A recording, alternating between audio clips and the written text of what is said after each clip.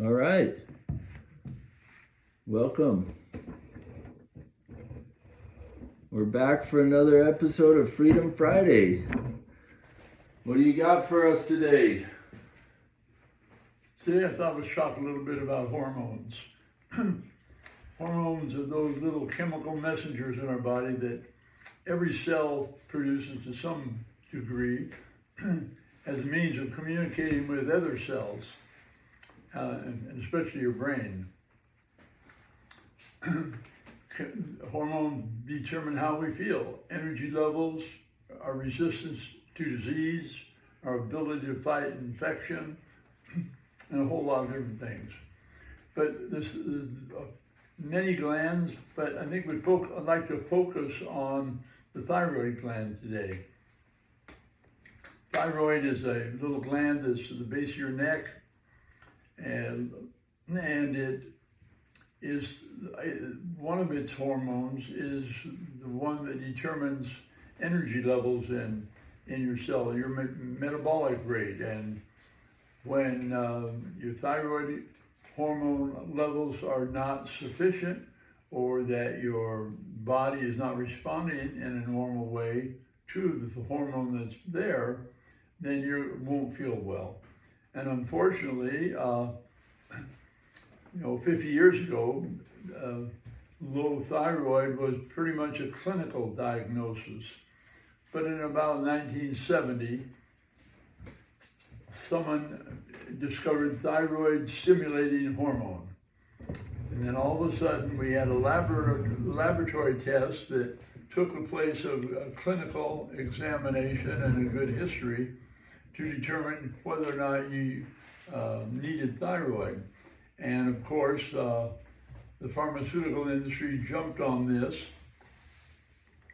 and the medical licensing boards quickly followed suit because it was a very lucrative lucrative source of revenue. And so what then happened, many of the conditions such as depression, high cholesterol, obesity, menstrual irregularities, just a large number of clinical conditions, all of a sudden, it was felt that they could be diagnosed with the TSH blood test. Sometimes they can, but most of the time they can't. It continues to be basically a clinical, because traditional medicine has failed to really consider the fact that thyroid hormone doesn't always work. We've learned this in diabetes. If you're a diabetic, you know that your insulin dose is not dependent upon your insulin level, because that's rarely measured. It is sometimes in the beginning of the treatment or diagnosis of thyroid disease, but almost always your blood sugar determines how much insulin you get. And that is important, and it is, but unfortunately that principle has not been transferred to the thyroid industry. And so instead of measuring a clinical parameter, doctors almost totally rely on the TSH, thyroid stimulating hormone, T4, T3, reverse T3, and sometimes thyroid antibodies to determine your need. And your thyroid dose is dependent upon basically your TSH level. That's the thyroid stimulating hormone, which your pituitary gland makes when it determines that your T4 level is lower than it should be. And so when the T4 level is low, then we get a stimulation of the pituitary gland, which makes more TSH, which stimulates the thyroid gland to make more hormone. So the hormone level goes up, but many times I would guess that in the majority of times, your physical or mental complaint doesn't change because the problem really isn't in the amount of thyroid hormone, it's in the ability your body has to respond to the thyroid hormone. And thyroid hormone resistance can be caused by a wide variety of things. Now, a major one is iodine deficiency, either absolute or relative, because the amount of iodine you need is dependent somewhat upon your levels of fluoride, bromide, and chloride, which are all physically similar to iodine. And so your iodine level is low, which is a very common problem because we're scared of iodine. Doctors have what has been labeled iodophobia. They're thinking iodine is going to poison people when in reality it's almost always deficient. And so they iodize salt, and iodizing salt got rid of the problem of goiters. Goiter is a condition that was very prevalent in the middle part of the country because of an iodine deficiency. And so when you're iodine deficient, your thyroid gland says, oh, we need more hormone, and so it enlarges. And people would sometimes get large, bulky thyroid glands as it made an effort to make more thyroid hormone, but it couldn't do this because the body was iodine deficient. And so they had the great idea of putting iodine in salt, and it did help. It reduced the incidence of goiters, but it didn't necessarily correct the problem of thyroid hormone resistance. And then a decade or two later, some doctors had the idea that too much salt caused hypertension, which it does not. And so they encourage people to reduce their salt intake. And many people can probably relate to this. If you have high blood pressure, the doctor will often tell you, quit eating salt. And that's why you see very often you see on ingredient lists, salt content. Low salt diet was advocated, but that's erroneous, and salt does not contribute, even if it was good salt, like sea salt. And the amount of salt you get in iodized salt is usually very much less than you really need for health. And many alternative practitioners now recommend that you fill gelatin capsules with good salt, Himalayan or Redmond, whole salt. The salt is like any other food. It can be whole salt or it can be refined salt. Most salt is just sodium chloride. Good salt is a product of evaporating seawater, and seawater is very similar to our own blood plasma. And so there's a lot of trace minerals that you will not get in when you take iodized salt or packaged salt. Isn't packaged salt kind of refined down to just sodium? Yeah, sodium chloride. And then often they add talc because talc keeps it from clumping. And everybody, the advertisement for Morton salt is, see how nice it pours out of the container? Yeah. And that's because of the talc they've added to the sodium chloride. Okay, is talc bad? Is it artificial? Yes. Or? They've taken it out of baby powder because they found it's carcinogenic, I think. I think that's why they took it out. It's not good for us. Wow. But anyway.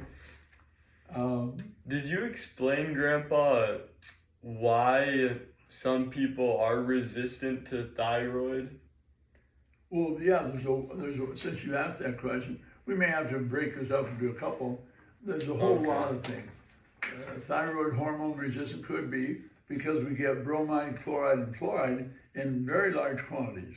And fluoride really has no physiologic action in our body. It's not a necessary element. But here again, propaganda, and I don't know what else has been involved in this, but fluoride had been added to the water to a great extent to find a market for the sludge in the fertilizer industry. It's carcinogenic and neurotoxic. And studies from Stanford have shown that children that get fluoride dental treatments and have fluoride added to the water have a reduced IQ of almost 4% or about 4%. Wow. Yeah, so there's really man. and fluoride, competes with iodine for receptor sites in the thyroid gland and in the production of the thyroid hormone. Fluoride has been added to most water supplies when they probably could do better at purifying water if they had used hydrogen peroxide. But there's a lot of politics involved. And bromide, for some reason, was substituted for iodine in the processing of most bakery products. So we're getting lots of fluoride and bromide and fluoride. And we've been told we shouldn't eat iodized salt. So that's a huge problem. But so chloride is almost like chlorine, but bromide, I've never actually heard of that. What is there another more common? No, you don't hear much about bromide. No. And okay. I have not come across a reason that they took iodine out of the bread making process and substituted bromide. I'm somewhat cynical, and I think there may be an ulterior motive, and maybe just for this. Because if you don't have enough thyroid hormone, it affects every part of your body. Yeah. And when these things are affected, the pharmaceutical industry has a prescription ready and waiting. Yeah. So if you're depressed or anxious, or like I said, you have skin problems, you're overweight, you're constipated, there's a pharmaceutical remedy for that. And so there's a really kind lady I know who you probably know as well, Grandpa, had some cancer treatments, chemotherapy, and now many years later, her, what is it, the thyroid gland, or that part that makes thyroid gave out, and it was because of the chemotherapy. Yeah, well, thyroid gland is a very active gland, and chemotherapy seems to be attracted to those parts of the body that have rapid turnover of cells. And so, and if you get radiation, radioactive iodine is frequently used in radiation. Those radioactive iodine particles concentrate in the thyroid gland, and your risk of thyroid cancer goes up. So there's a variety of reasons for that. It makes me curious what she's gonna do now, if that's really given out. They'll probably begin by giving the thyroid a synthetic thyroid hormone. There's been good studies comparing synthetic thyroid with natural thyroid, and those patients, and this is reported in the New England Journal of Medicine, patients taking natural thyroid were reportedly feeling much better, because there's not just one hormone in the thyroid gland. It produces thyroxine, and they produce the T2, T3, T4, which is the number of iodine molecules attached to the hormone. So it's kind of complicated, but it's really pretty straightforward once you kind of understand it. And so, but thyroid hormone is very, very important. And there's a great, easy, don't have time to get into a lot more than this, but there's an easy test that everybody can do on their own at home, and it's not hard to interpret. Maybe I'll put this stuff in my Substack article soon. I've done it in the past, and I'm a big proponent of repetition, so I think I'll do it again. It's called the basal body temperature. It's been around for probably 60 or 70 years. Rhoda Barnes developed this idea, and his follow through with it, found it very successful because it's very, very difficult. I looked at the poison control statistics a few years ago to see how many people died from thyroid hormone overuse, and there was none. The poison control well, at least no one reported someone committing suicide using thyroid hormone. The symptoms of too much thyroid hormone are really quite obvious, and it doesn't take a doctor to, if your pulse rate goes up and stays up high, if you lose weight rapidly, if you get a little tremor in your hand, all these things can be the result of too much thyroid hormone. But if you recognize it and reduce your dose, they apparently all go away because no one dies from thyroid hormone overdosage. But a basal body temperature is easy to do.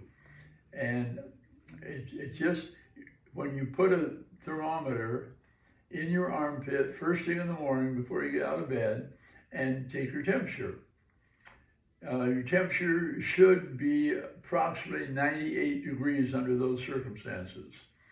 And when there's really only about 5 degrees, 6 degrees temperature, body temperature, it can be associated with health. And the further you get away from 98 degrees, either higher or lower, the greater your risk of having some sort of a chronic condition. But you put the thermometer in your armpit, leave it there for 10 minutes or until the indicator beeps, and record it. And you do this 5 or 6 days in a row and average your temperature. If you're a woman menstruating, then you do this temperature test beginning on day 2 of your menstrual cycle. And if it's less, if it's higher than 98, which is pretty unusual, in the 40 years I practiced medicine, I would guess that less than 5% of the people had a normal basal temperature. If it's less than that, you probably need some sort of thyroid supplementation. Sometimes it's just iodine. Sometimes you need the trace nutrients that help the thyroid make hormone more effectively. And sometimes you need thyroid hormone, glandular extracts. You can get them from standard processors. Several companies have thyroid supplements, which include the taurine and the zinc and a couple other nutrients that are needed for the thyroid to put the hormone together. But iodine is the most likely one. But you can do this. You can monitor your temperature. You can monitor your pulse. You can monitor the complaints you have. You're too heavy. You're too tired. You're constipated. You're depressed. And you just keep a journal. And every few weeks, you repeat your basal temperatures after you've done the supplementation. With my recent experience with DMSO, I have a pretty strong conviction that taking DMSO will improve your basal temperatures because it reduces inflammation and it's a detoxifier, but it's something you could experiment with. Both thyroid supplements and DMSO are very, very safe. And with a little education, which you should be doing, no matter what your condition is, like I like to encourage people to remember that your health is too important to leave in the hands of your doctor alone. You need to get involved. You need to know as much about thyroid as your doctor does. And it's not that difficult. There's some great books out there. Hypothyroidism Type 2 by Dr. Starr is a great summary of the things I've been talking about now. And maybe next time we'll go into a little more depth about why you may be thyroid deficient and things you can do, and talk about the adrenal gland, which is extremely important also, and is pretty much neglected. But unless you get real sick, then you get a lot of adrenal hormones, which are what we might call pharmacological doses. when what you really need is physiologic doses over a longer period of time. So anyway, think about this and do your basal temperature. Get involved. Your body's too important, like I said. And if you don't take care of your body, it's hard to find a replacement. And where are you going to live? So have a good day and a good week. Nice. Okay, I'm gonna go ahead.